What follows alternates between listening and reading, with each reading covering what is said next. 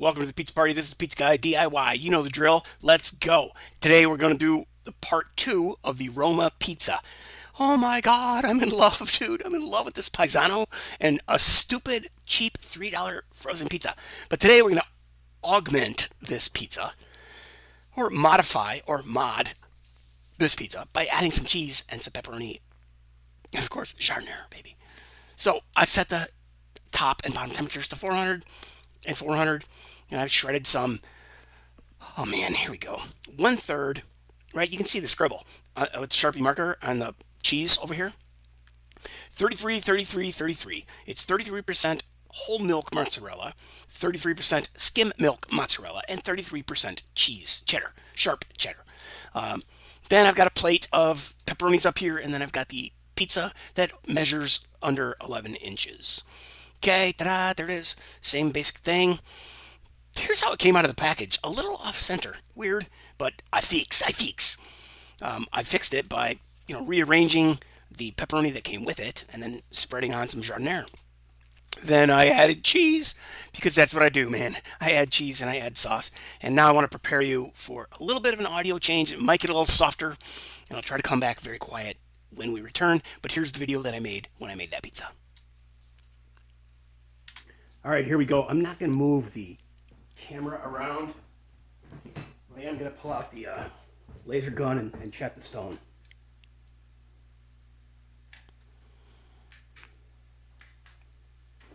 Okay, this says 525. This has been on 400, 400 top, 400 bottom, and then here I have the laser heat gun. I just want to check again. Suddenly it's 335, 551, 458, 550, 440. Okay, maybe I just need to hold still longer. Dead center, it's 600 degrees. All right, gonna let this come back up the temperature just a little bit, and then I'm gonna launch the Roma 12-inch pizza. Let's see. Ta-da. I got a frozen pizza. I am testing this oven with. It's a Roma 11-inch pizza. It's the original Pizza Supreme. I already put some, probably already put some photos in the video prior to arriving here, because that's the finished pizza, but it started out much different. And guess what? I lined up the pepperonis because I'm gonna square cut this, right? Go bang, bang, and then I'll probably cut through the center of a couple of them. Well, yeah, there's no way to divide this tiny little pizza up in typical tavern squares, but just wanted to let you know what I'm working with. This is a $3 pizza. This is a $4. Jack's is a $4 pizza. This is a $3 pizza, I think, at Walmart. But realistically, I added some jardiniere under the cheese. Then I got cheese, and then I got pepperonis. So I know I'm mixing it up. You don't put the jardiniere under the cheese, but whatever, dude. This crust on the last pizza, just bone stock, completely unadulterated. I didn't touch it at all. I just took it out of the package, put it on here. It was truly cracker thin crust. I'm here to tell you. So anyway, we're about to throw this bad boy on there. The dials don't look like they're moving. I will just let this roll, and it might take 7 or 10 minutes to cook this thing, but I want you to see what I'm seeing. Boom, lid goes up, pizza paddles come out, get underneath the pizza, get it out on top of the stone. Easy peasy. I've seen people struggle with that, and I don't understand how or why, but it's got the soft closed lid. Some people complain that, hey, my lid doesn't go up all the way. Apparently, you just have to go up till you feel some resistance and push it beyond the point of resistance. A little piece of plastic breaks off or something, and then suddenly it works. It'll stand up straight, and it will close properly. I mean, it's been closing properly for people, and I don't want to disturb the cook. But anyway, yep, here we are. I'm going to go ahead and get rid of this, because it's garbage.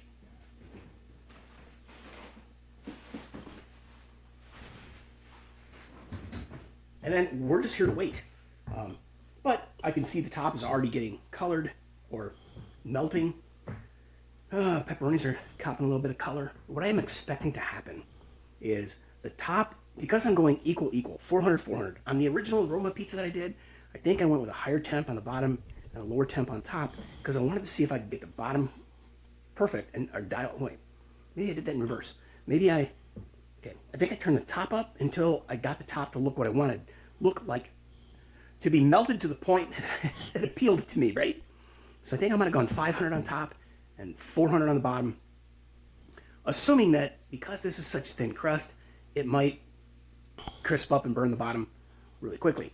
But what I found was that the 550, the top, everything melted, everything on the top looked perfect. So I raised the lid. You know what? I might be misremembering. I think I raised the lid and the top looked perfect, and then I took these little paddles and I peeked underneath.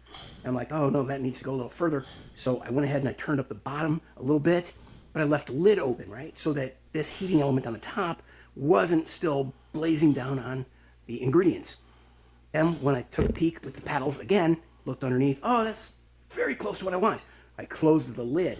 And then when I saw the toppings get to the point that I wanted,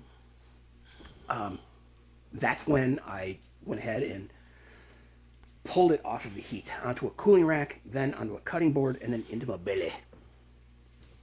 Speaking of cooling racks,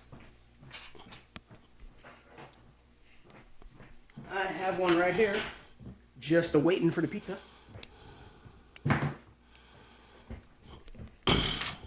And you may not be able to see as clearly as I can. Let's see, can I zoom this thing? Wait.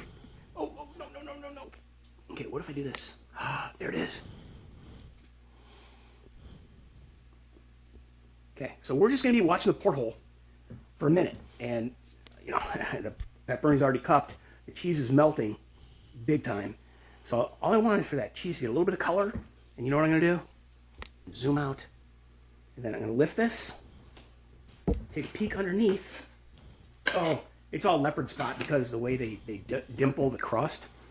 But everything looks perfect. I think the top and bottom will finish equally at the same time, with 400 on top, 400 on bottom.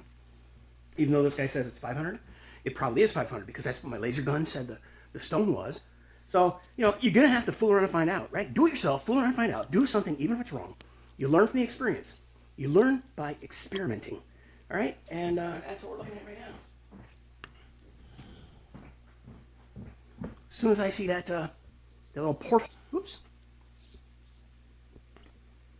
looking proper. Oh, guess what? I'm gonna go ahead and rotate this. Just give it a little turn. I don't know how much it's gonna change things, but my goal or my hope is that pepperoni quits charring, and that cheese takes on a little color, dude. Bottom's fine. So on the top, what do I want to do? Well, the bottom isn't like cracker crust, so I can let it go and let it go. It's just that, I understand now. This is something, though, is my biggest complaint, and everybody's biggest complaint about the Piezano, is that it doesn't have enough clearance between the top heating element and the material that it's cooking. This thing is capable of going really high temps, right? 800 degrees on these dials. And I've seen it get to that temperature on this thermostat. But what am I trying to describe here? If there was more headroom between the pizza itself, like right now, I built this pizza up, right? When it was like cracker thin and limited frozen pizza quantity of material, nothing was going to burn on the top because it had a little more distance between the pizza surface and the heating element. Okay, so what I have a video coming up, dude. You're gonna be really blown away about how to change and adjust the margin between the heating element and the surface it's cooking. Yeah, baby. Man, like that is so close to awesome. I am afraid that I'm gonna hit a tipping point. I don't like raising the lid, but I'm afraid I'm gonna hit a tipping point. And nope. All right, we're all good. We're all good. Just gotta let it ride it out because I added so much ingredients on top of this thing. It's taking it substantially longer than I anticipated. But it is what it is, and I was fooling around to find out, and I'm learning from something by doing something, even if it's wrong. I'm experimenting. I'm learning from my experience, doing it myself, and I'm fooling around to find out. And I'm repeating myself, and that's all I got to say about that. So my videos are pretty much overlapping. Oh, look at that. Oh man, just a smidgen more, bro. Let's do this. 100% rotation. Ta-da. Okay, so you can see that from here, you can take the pizza stone and rotate it 45 degrees between here and there. What I did was I just picked the whole thing up, turned it all the way around, dropped it back down. So now, that is the maximum extent in this direction after I rotated it 180 degrees. You picking up what I'm throwing down? You following along? I know you are. Oh, yeah. Oh, my God. Oh, my God. Okay, let's look at that. You got to be able to see this, dude. I don't think my phone is good enough. Look at that. The pepperoni is freaking boiling. Look at that. Oh my gosh. This is a $3 pizza. Well, okay, I added $1 worth of cheese, jardiniere, and pepperonis. Yeah, boy. Okay, I'm going to go ahead and rotate it 45 degrees just to make sure we're evenly distributing the heat. Oh boy. I'm a happy dude. I did a lot of things today. I made a cheese video. I made a 20-ounce dough ball that will be divided into 6 individual dough balls. And then I did a video on the Piezano. And I don't know when it's all coming out, but I think that I should probably stop here because that looks so good. I'm at the tipping point. I know I am, but it's really hard. I overload my pizzas and I overcook my pizzas. And I want to pull this off, but I don't want to jump the gun and pull it off too early in order to overcome my normal, oh, can you see that? I don't think you can, but overcome my normal paranoia about, oh baby, oh my gosh, this is a freaking frozen pizza, dude, in a Piezano. Are you kidding me? And it's gonna have really thin crust, even though the crust, you know what, I'm gonna jack that up real quick. I'm gonna go up to 500 on the bottom because the crust isn't happening as quickly as it normally would because I put so much moisture and weight on top. Okay, well, okay, I'm gonna let the top bleed off some heat, but the bottom element just jacked up 100 degrees, and it's gonna give me better color, more color on the bottom while I'm waiting for the bottom to finish.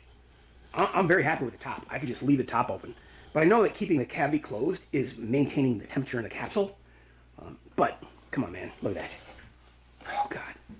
All right, I'm gonna close this. Oh, I can turn off the top heat. Oh baby, and I can turn the bottom up to 600. There it is. That is the beauty of dual temperature controls. Hey Piezano, you want to sponsor me? I'm open, dude. Damn, I'm impressed. I'm absolutely blown away with just crappy frozen pizza. Oh, I'm sorry, Roma and Jax. I don't mean to call your product crappy, but I mean, you know, it's a store-bought $3, $4 pizza. Oh man, and this little $100 pizza oven turns it into something spectacular. Can you believe it? I cannot. I am blown away. And I know it's like, oh, come on, you're acting up for the fucking camera. Suck it, man. I'm not a faker. Okay. Okay, that's it. I'm done. I'm going to carry this off.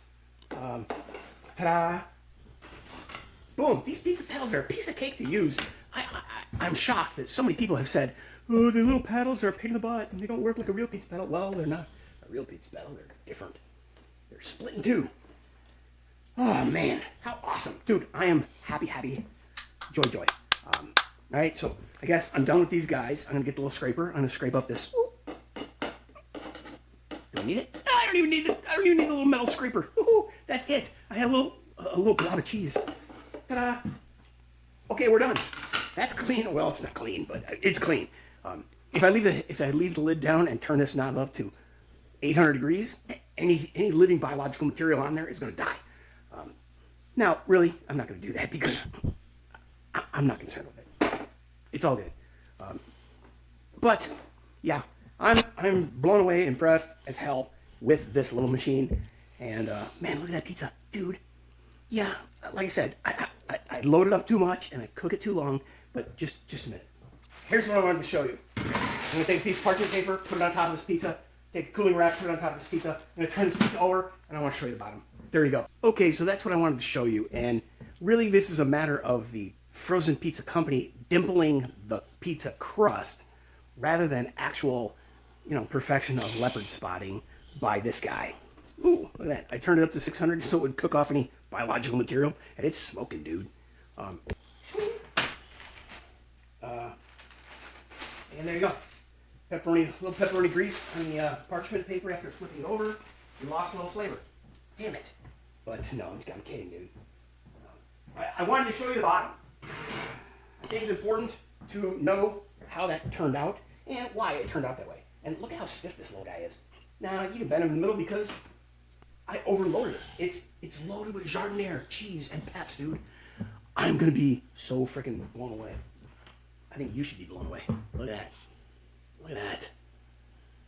Are you kidding me? This is awesome. Hey, I'm going to pause that. Because I'm freaking hungry. Hungry. Gonna pause. We'll be right back. All right, so here we go. I've let it cool for about 4 minutes. And now I'm sliding over to the cutting board, get rid of the cooling rack. Go like this, bam. Oh, I wasn't following my pattern, damn it. Okay, I thought I was gonna, cut proper squares. Screwed up. All right, so here's the square. Here's the square. This is a tiny pizza. Really hard to maintain the square thing, but I'm trying. Okay? Close as I can get, because I can't wait any longer. I just want it. Ah. Bro, jardiniere is the best. You know what's missing though? Crushed red pepper flakes and dry parm.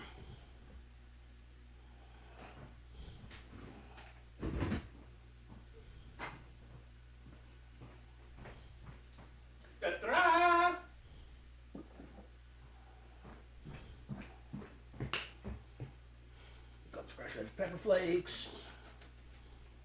Uh-oh. Oh, I saw the bodies hit the floor. You have to clean that up. And then, dry parm, baby. Swing. There you go.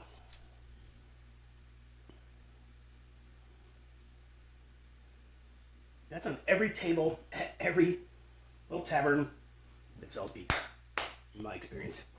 A handicapper, that was perfectly delicious.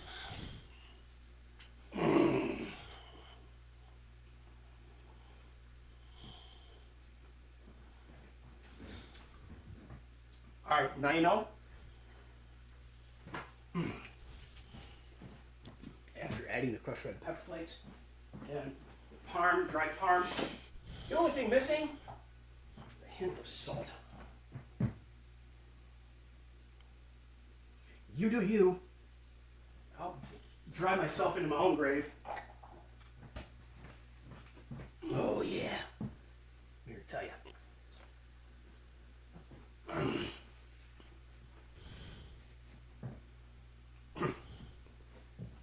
I hope you got that smile.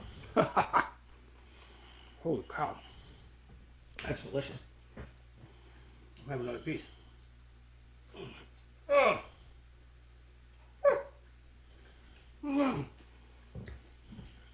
Wow, that came right out of the center. It was hot. Ooh. Temperature hot, not spicy hot.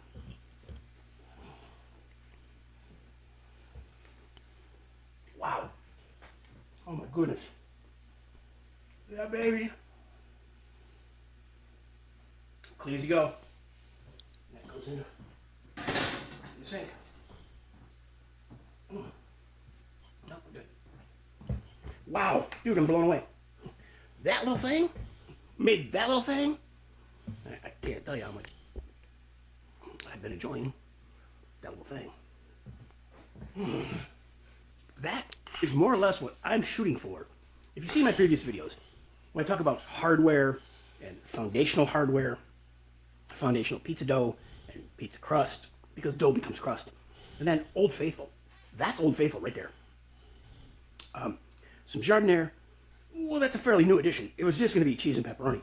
But since I started doing the South Shore Cracker Thin stuff, hell yeah, brother. Put some jardiniere on there, and then, of course, the crushed pepper flakes, dry parm, a little salt. You're good. It's just like the... it's nostalgia, dude. Probably not for you, because you grew up eating old Caesars. No, Little Caesars. And Papa John's, and there's two more. Pizza is Little Caesars, Papa John's, Domino's, and Pizza Hut. When I was a kid, Pizza Hut was good pizza. Now they have to keep up with the people who came in and undercut them at Little Caesars, Domino's, and Papa John's.